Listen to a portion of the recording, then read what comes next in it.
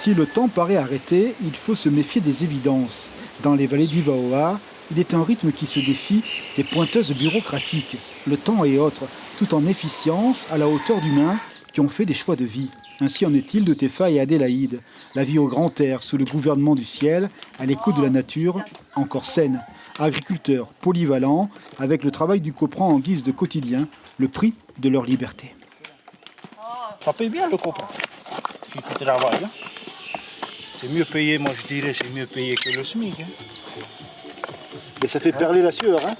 Ah, ça, c'est physique, hein, c'est vrai. Hein. Après des études supérieures, ils ont eu la vie rangée, le quotidien salarié. Mais l'appel de la terre, ce magnétisme qu'on ne saurait dire, a résonné au plus profond de l'être.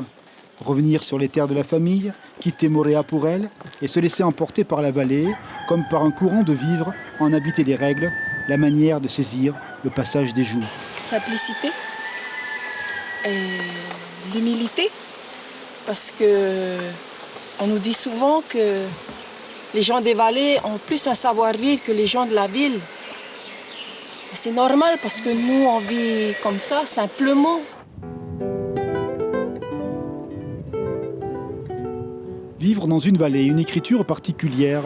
Le travail, bien sûr, conditionné par la météo, mais il y a aussi les contraintes du lointain.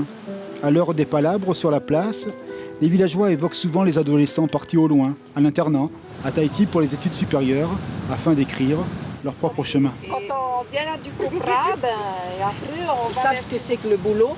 Et à Tahiti, à l'école, ils se reposent. Mon fils, quand il revient, il dit c'est pas des vacances, mais à Tahiti, c'est les vacances. Parce qu'ils étudient, ils se reposent.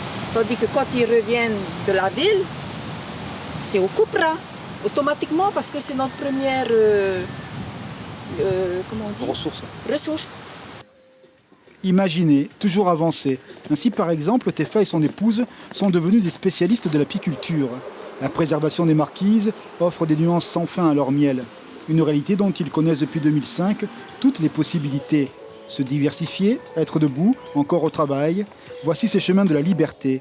Ils ne les regrettent pas. Oui, c'est beaucoup de travail. Et tu regrettes pas, toi qui as plein de diplômes, etc. de pas... Pas du tout, au contraire. Au contraire. Tu aurais pu être chef de bureau, Voilà, fonctionnaire avec tes diplômes. On est plus heureux là, dans la nature, au paradis, oui, je pense, hein, par rapport à tout ce qui se passe dans le monde, c'est un peu pollué partout. Hein. Ici, moi je dirais que c'est le paradis. Comme on dit. Un parfum d'ambroisie dans cet Olympe où règne la nature, un univers où les mains et le dos se penchent vers la terre et les regards vont vers le ciel. Le temps y est espérance, c'est le rythme de la terre des hommes.